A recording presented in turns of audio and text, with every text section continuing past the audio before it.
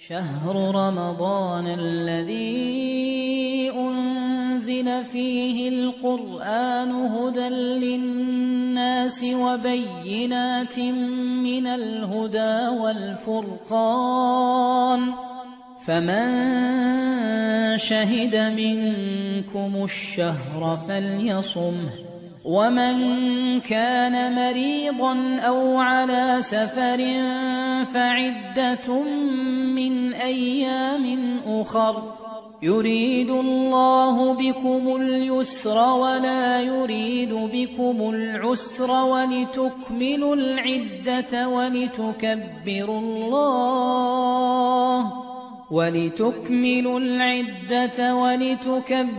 الله على ما هداكم ولعلكم تشكرون.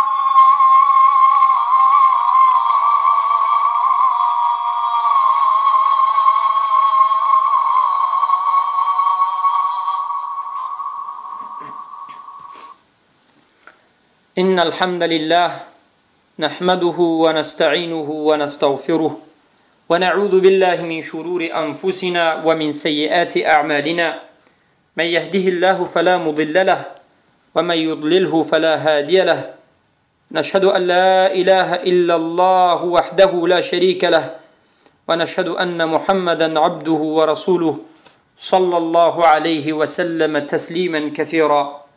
أما بعد، السلام علیکم و رحمت الله و برکاته. برادران و خواهران عزیز، الله بارک الله فیکم. ان شاء الله سبحانه و تعالی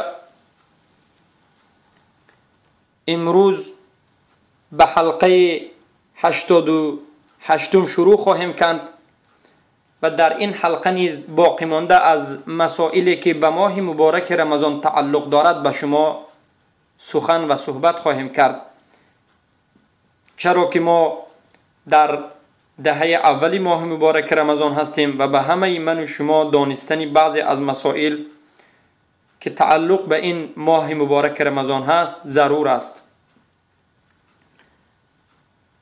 برادران و خواهران بزرگوار، ما در مجلسی که پیش گذشت، در مجلسی گذشته یا پیش از اون گذشته، در مسئله حکم ماه رمضان سخن کردیم و بیان کردیم که ماه مبارک رمضان داشتنش فرض است و مرحله های اون را که 2 مرحله بود به شما بیان کردیم. و امروز باید دانید که ماه مبارک رمضان حکمش البته فرض است و مردم به نسبت ماه مبارک رمضان در داشتن روزه ماه مبارک رمضان به 10 قسم تقسیم می شوند.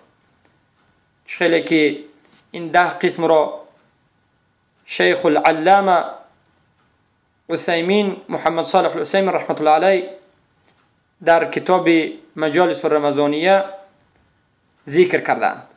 قسم اول از این 10 قسم این مسلمانی که بالغ باشد، عاقل باشد و مقیم باشد و قادر بر روزه داشتن باشد و سالم باشد از مانع کننده های روزه‌داری. یعنی 5 صفت دارد. یک انسانی که مسلمان است و به بلاغت رسیده است و اینچنین عاقل است و مجنون و دیوانه نیست، مقیم هست یعنی مسافر نیست و قادر به داشتن هست، قدرت دارد، توانایی دارد، جسمش، عقلش، و این چنین سالم از منع کننده های روزه است. یعنی منع کننده های روزه چیزهایی که ما به شما بیان میکنیم از همونها سالم باشد.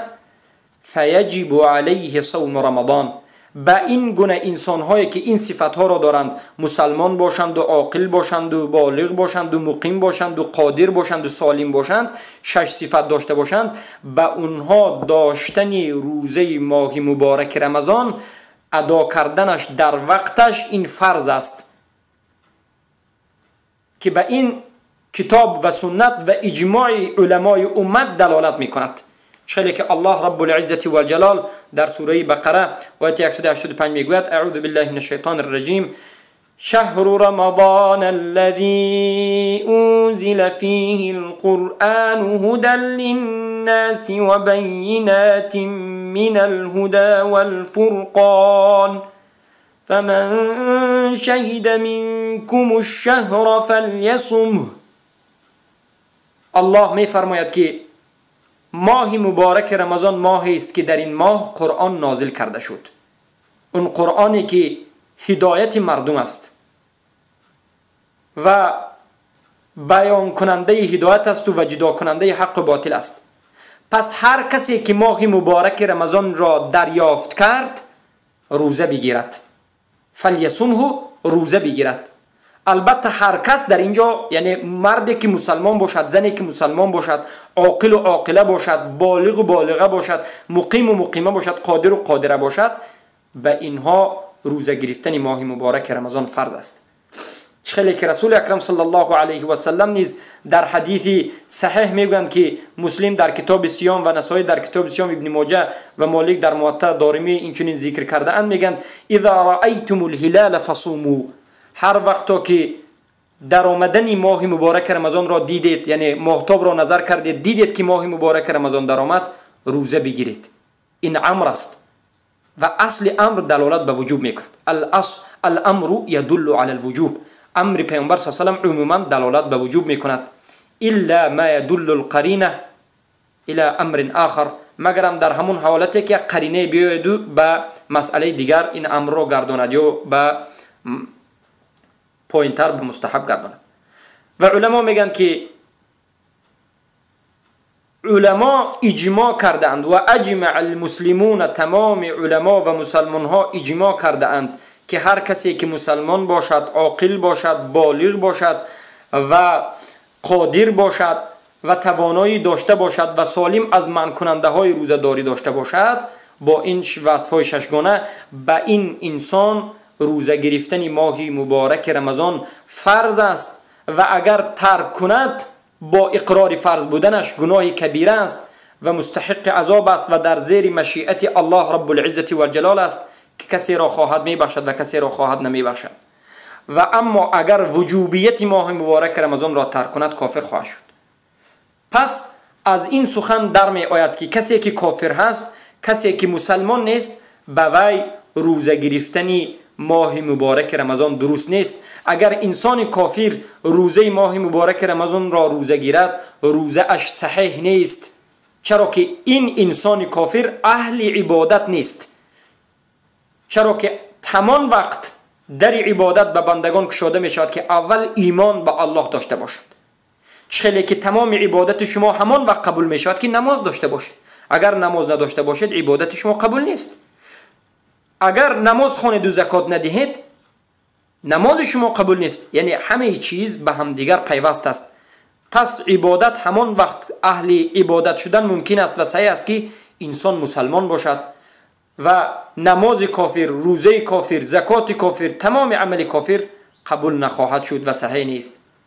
پس هر کسی که در نصف ماه مبارک رمضان، در اثناء ماه مبارک رمضان مسلمان می شود، به این قضا داشتن روزهای گذشته، داشتن قضای روزهای گذشته به این انسان کافری که نامسلمان شد واجب نیست.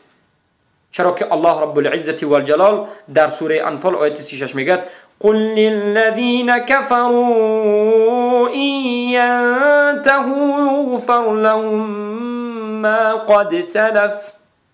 سبحان الله. بگو به اونانی که کافر شده اند، اگر همین کفرشان را بس بکنند و ایمان بیارند، الله تمام گذشته اونها را، تمام گناه های اونها را خواهد بخشید. این دلالت میکند که انسان کافر وقتی که مسلمان شد به اون قضا خواندن نماز، قضا خواندن روزه واجب و فرض نیست، بلکه این یک بدعت است، خیلی که شیخ الاسلام ابن تیمیه در مجموعه الفتاوا ذکر میکنند یا که ابن القیم جوزی در کتاب احکام اهل الذمه ذکر میکنند. و این مسائل در بین علما معروف است و شناخته شده است. پس کسی که کافر بود در دهه ماه رمضان، در دهه اول یا در دهه دوم اگر مسلمان شد، به اون انسان واجب است که باقی مانده از روزهای ماه مبارک رمضان را دارد، اما گذشته اش را قضا داشتن جایز نیست، خیلی که گفتیم درست هم نیست. اگر در نصف روز ایمان بیارد، یک کافر در نصف روز ایمان آورد، در ساعت 10 یا 11 یا 12 ایمان آورد، به اون واجب است، ضرور است که باقی مانده از روزش را امساک کند، دارد، روزه بگیرد، طعام نخورد، ننوشد. گرچنده که تا این وقت تا ساعت 10 مسلمان نبود، کافر بود، روزش به نیت سحری نداشت، لیکن وقتی که مسلمان شد باقی مانده روزش را داشتنش ضرور است. این احترام مسلمان است، چرا که این از اهل واجب شد، از وقتی که مسلمان شد اهل واجبیت شد و به اون واجب است که باقی مانده از روزش را روزه بگیرد. و قسم دوم، کسی که بر اون روزه ماه مبارک رمضان فرض نیست، این صغیر است، کوچک، کودک ها و کسانی که به بلاغت نرسیده اند. به اینها روزه گرفتن ماه مبارک رمضان واجب نیست تا همان زمانی که به بلاغت نرسد، چرا که گفتیم یکی از شرط های واجب شدن روزه این به بلاغت رسیدن است.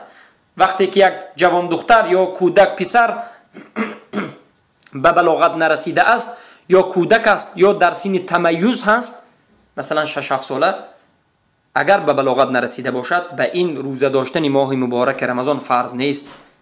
دلیل قول رسول اکرم صلی الله علیه و سلم است که در سنن ترمذی این حدیث وارد شده است و ابو داود در حدود ذکر کردند و در سنن ابن ماجه و در مسند احمد ذکر شده است و حکم حدیث صحیح است. خیلی که علما سعی میکنند به مانند حاکم و غیره میگن که رفع القلم عن 3، عن النائم حتى يستيقظ، وعن الصغير حتى يبلغ أو يكبر، وفي رواية وعن المجنون حتى يفيق، وعن المجنون حتى يعقل، وفي رواية.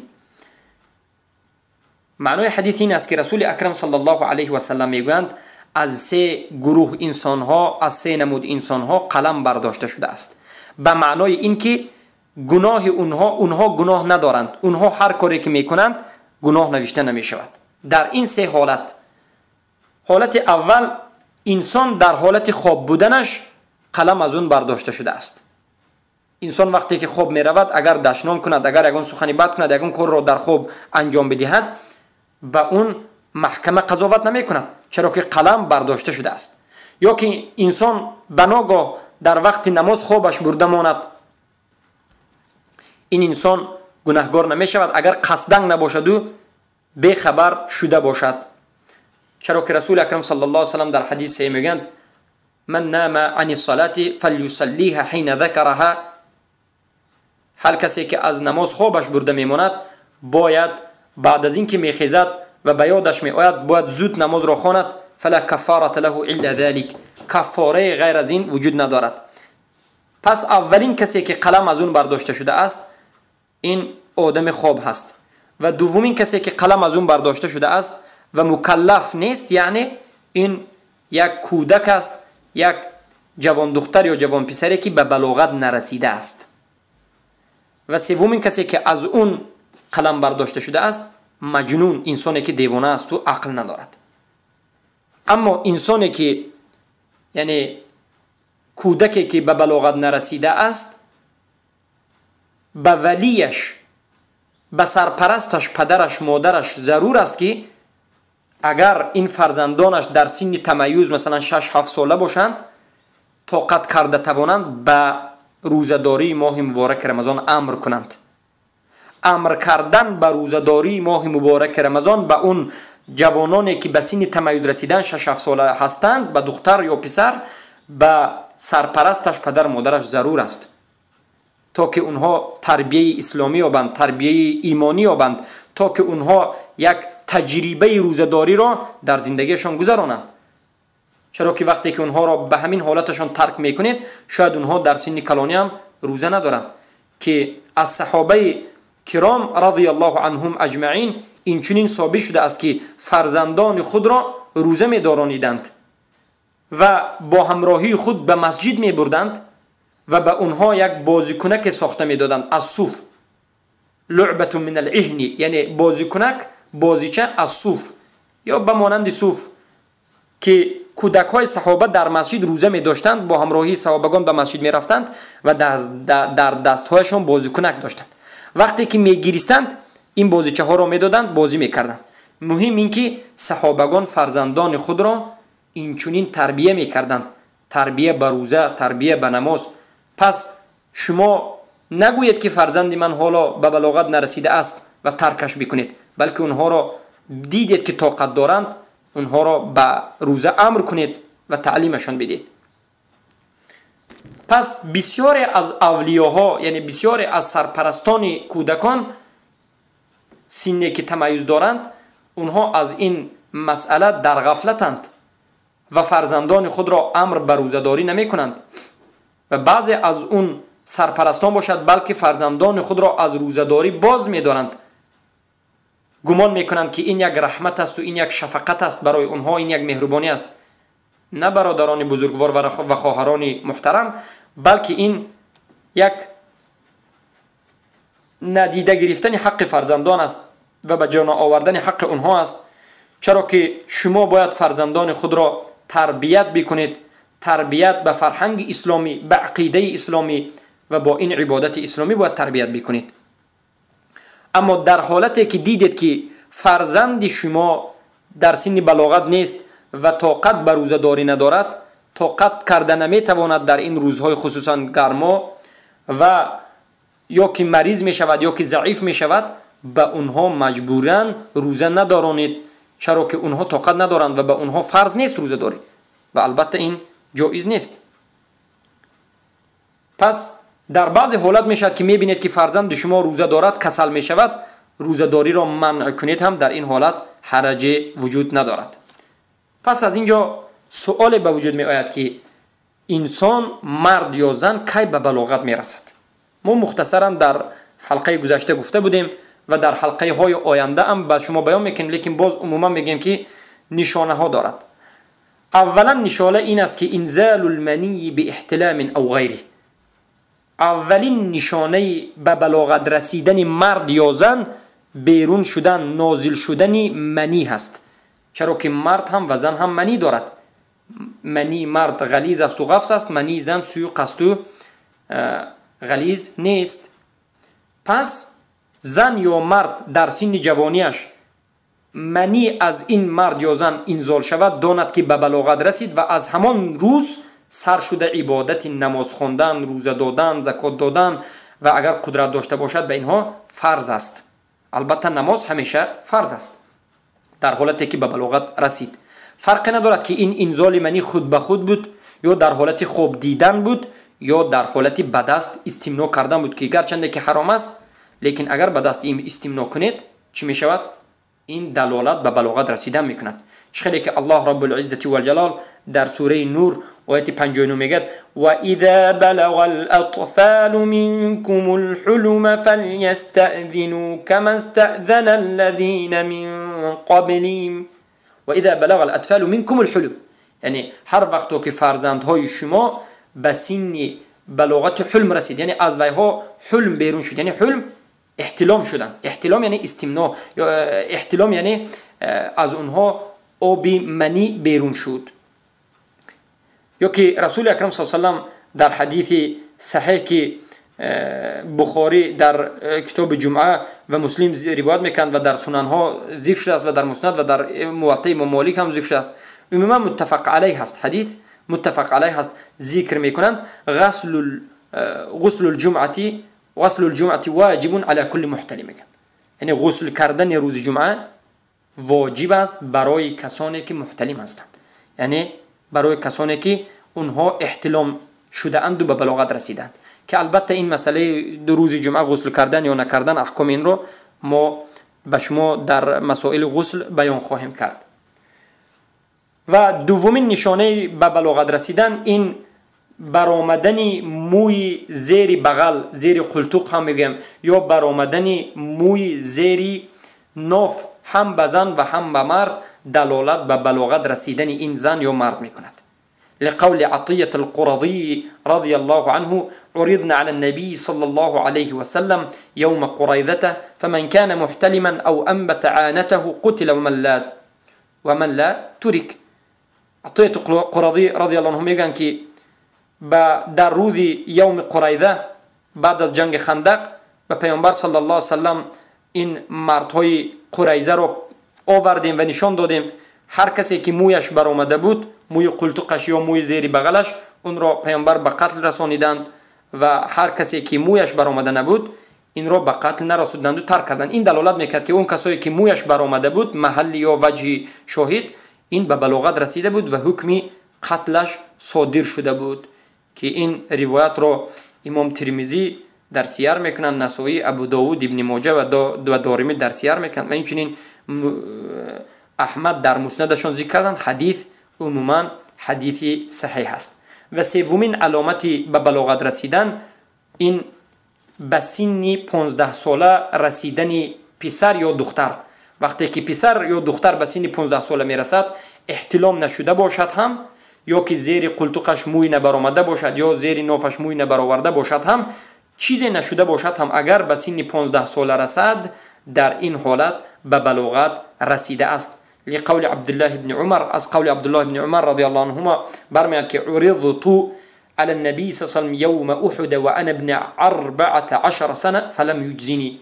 من به پیامبر صلی الله علیه و سلم در روز جنگ احد خودم را پیشنهاد کردم که در سن 14 ساله بودم، مرا اجازت نداد به جنگ کردن و وقتی که به سن 18 ساله رسیدم، به سن 15 ساله رسیدم، به من 15 سنه فاجازنی، به من اجازت داد که چکنم در صف مردان بیستم، جنگ بکنم.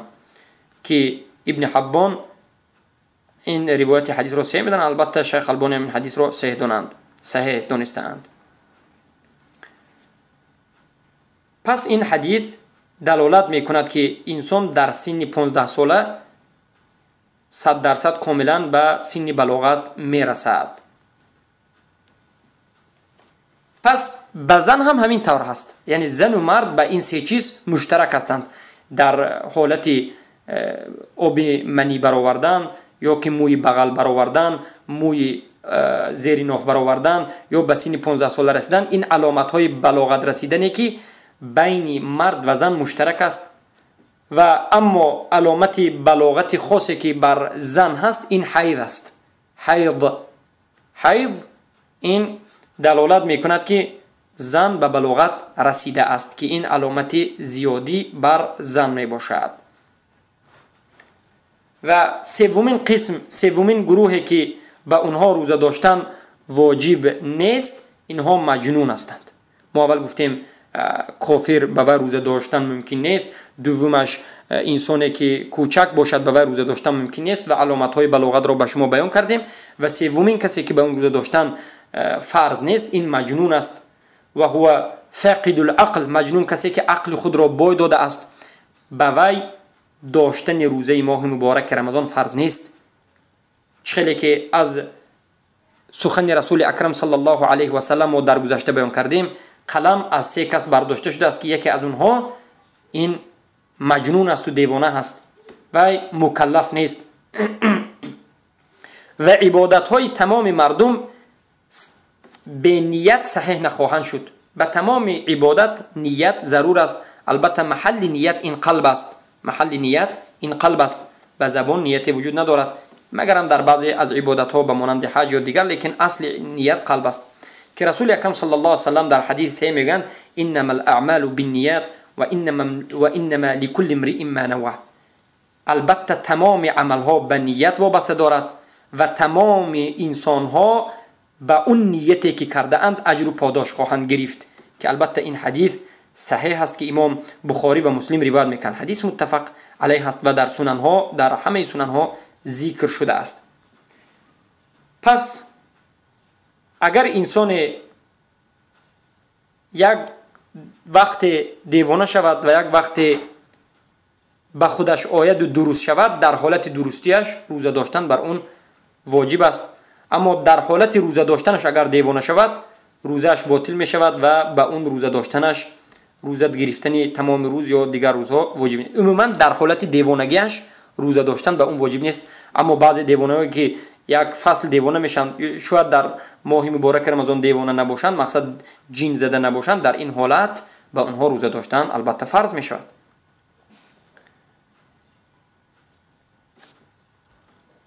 و آیا به کسی که دیوانه شده است، یعنی مجنون شده است، به اون روزه را قضا داشتنش واجب هست یا نیست؟ نه. چخیلی که کافر مسلمان شود قضا داشتن روزه بر اون واجب نیست. کوچک وقتی که به بلاغت میرسد، پسر بچه و دختر بچه وقتی که به بلاغت میرسد، به اون قضا داشتنش واجب نیست. و این چنین به مجنون هر وقتا که به خود می آید قضا داشتن روزهای گذشته یا که ماه مبارک رمضان بر اون واجب نیست، که این به اتفاق علما هست. و چهارمین قسمی که به اونها روزه داشتن واجب نیست، اونها الحرم الذی بلغ الهدیان، یک پیران سالی که به سن خیلی هم بزرگی رسیده است، سنش خیلی هم بزرگ شده است و کلان سال شده است، حتی اینکه هذیان میگوید، سخنهای میگوید که نفهمیده میماند و هر چیز از دهانش میبرد و مثل یک کودک شده است. در این حالت به این انسانی که پیر شده است، مثل کودک شده است، نمیفهمد که چی میگوید و چی میخورد و چی کار میکند، به این روزه داشتن واجب نیست. و این چنین طعام دادن از وی هم واجب نیست. فلا یجب علیه الصیام ولا الاطعام عنه. به این انسان نه روزه واجب هست، نه از وی ولیش طعام میدهد، یعنی از این نام این پیر نه طعام میدهید و نه روزه میدارید، بلکه این به سن یک کودک رسیده است گویا. چرا که تکلیف از این انسان پیری که هذیان میگوید خیلی هم به سن پیری رسیده است، برداشته شده است و به مانند یک کودک شده است، کودکی که پیشش تمیز باشد. اما اگر این پیران سالان در بعضی حالتها هذیان نگوید، در بعضی حالتها جدا بکند، یعنی در بعضی حالتها درست شود، در بعضی حالتها هذیان بگوید، در این حالت بر وی روزه داشتنش واجب هست. اگر روزه داری نتواند، به این چی میکند؟ طعام داده می شود. و پنجمین قسمی که به اونها روزه داشتن واجب نیست، اینها العاجز عن الصيام عجزا مستمرا لا یرجى زواله. یک انسان عاجز، ناتوان از روزه داری، یعنی انسانی که به روزه داشتن عاجزی دارد، کمبودی دارد، روزه داشتن نمیتواند، اون ناتوانیه که مستمر رو پی در پی باشد، که امیدی رفتن این عجز و ناتوانی نباشد. یعنی شما یک ناتوانیت، یک کمبودی دارید که به سبب همین روزه داشتن نمیتوانید و این کمبودی شما هیچ از شما دور نمی شود. به مانند کسلی های قند یا به مانند بعضی از کسلی های سرطان قند که ما میگوییم، اینها همیشه به طبابت نیاز دارند و هیچ این کسلی اونها اگر الله نخواسته باشد از اونها دور نمی شود. یا به مانند یک انسان بزرگی کسلی که سن سالش رفته است و کسل هم هست و قوه ندارد، پس به اونها روزه گرفتن و روزه داشتن ماه مبارک رمضان فرض نیست، چرا که اونها طاقت ندارند، نمیتوانند. و الله رب العزت و الجلال در سوره تغابن آیه 16 میگوید فاتقوا الله ما استطعتم، از الله به قدر و استطاعت و توانای خود بترسید. یعنی وقتی که نمیتوانید، در حالتی که قدرت نمیتوانید، قدرت شما تا همون جا است، شما تا همون جایی که میتوانید از الله بترسید. و در سوره بقره آیه 286 میگه لا یکلف الله نفسا الا وسعها، الله از شما طلب نکرده است مگرم به اون چیزی که قدرت دارید. شما را مکلف آن چیزهایی کرده است که به اون قدرت دارید. وقتی که قدرت ندارید به شما واجب نیست. اما این گروه پنجم به اینها ضرور هست که لکن یجب، به اونها واجب هست که بدل روزه اشان، بجای روزه اشان، اونها در هر یک روز به یک مسکین، به یک فقیر طعام بدهند تا این وقت قضا داشتن هم نبود، یعنی 4 قسم اول گذشتن نه قضا می داشت نه طعام می داد، اما قسم 4 قضا نمی دارد برای اینکه این قضا داشتن نمی تواند، روزه هم نمی دارد برای اینکه نمی تواند، اما طعام می دهد. به هر یک روزش یک روز به یک مسکین طعام می دهد، برای اینکه الله رب العزت و الجلال اطعام را معادل به جای روزداری به این چنین انسان ها قرار داده است.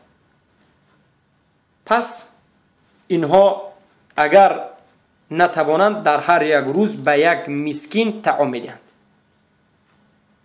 و طعام دادن هم بینش اختیار دارند. اختیار این که میتوانند که هر روز یک مد نبوی، یک مد یعنی تقریبا علما میگن نیم کیلو 10 گرم، یعنی 510 گرم 520 گرم گرونج را به شما به یک مسکین میدهید. اختیار این است که خواهید همین گرونج خام میدهید و اختیار دوم این است که یا که پخته یک طعام به همون انسان مسکین میدهید که باید طعام خورد و سیر شود، از گرونج باشد یا از دیگر دانگی چیزها باشد فرقی ندارد.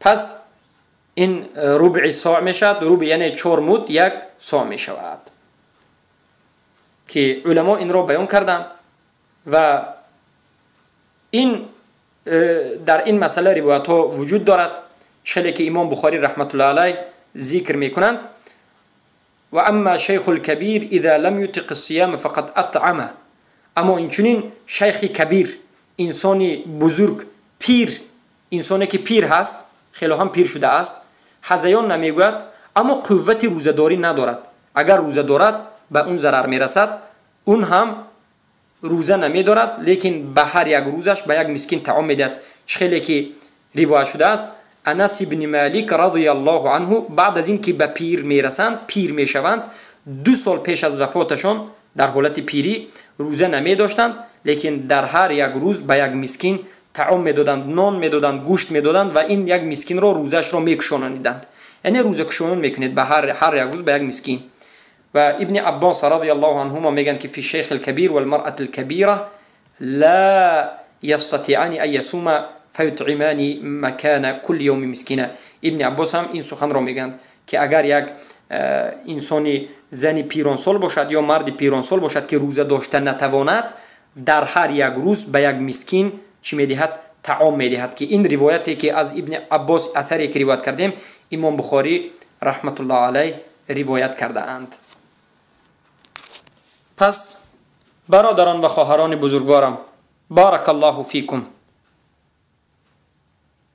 الله رب العزت و الجلال در تمام عبادتهایش که به من و شما فرض کرده است حکمتهای را نیز در پهلوی این عبادتها قرار داده است. پس شریعت حکمت دارد، حکمت از جانب الله تعالی و رحمت هست که این رحمت الله تعالی به بندگانش می باشد. تمام عبادتهای شرعی که الله رب العزت و الجلال به من و شما قرار داده است و فرض کرده است مبنی بر آسانی و رحمت است و مبنی بر حکمت است.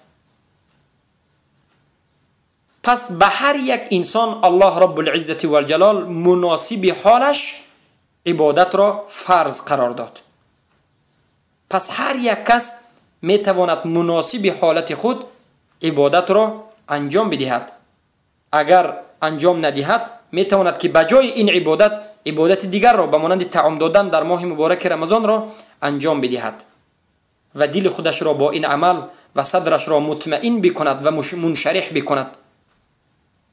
این عبادت هایی که به شما بیان کردیم که اگر کسی نتواند طعام بدهد، البته الله این را بیان کرده است و سببی رضاگی الله رب العزت و الجلال خواهد بود. پس الله رب العزت و الجلال را حمد بکنید ای مؤمنان بر این نعمت بزرگ، بر این دین قیم و پاک، بر این دین بزرگ که به من شما در همه حالت احکام را دیده است و به من شما در همه حالت آسانی را اصل قرار داده است. پس حمد به الله رب العزت و الجلال بکنیم و از الله رب العزة و الجلال ثبات می طلبیم که ما را در دینش ثابت قدم بگرداند. اللهم اننا نسألك بأن نشهد أنك أنت الله لا إله إلا أنت الأحد الصمد الذي لم يلد ولم يولد ولم يكن له كفوا أحد يا ذا الجلال والإكرام يا منان يا بديع السماوات والأرض يا حي يا قيوم.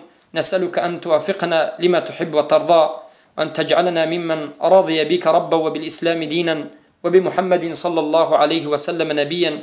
ونسألك أن تثبتنا على ذلك إلى الممات وأن تغفر لنا الخطايا والسيئات وأن تهب لنا منك رحمة إنك أنت الوهاب.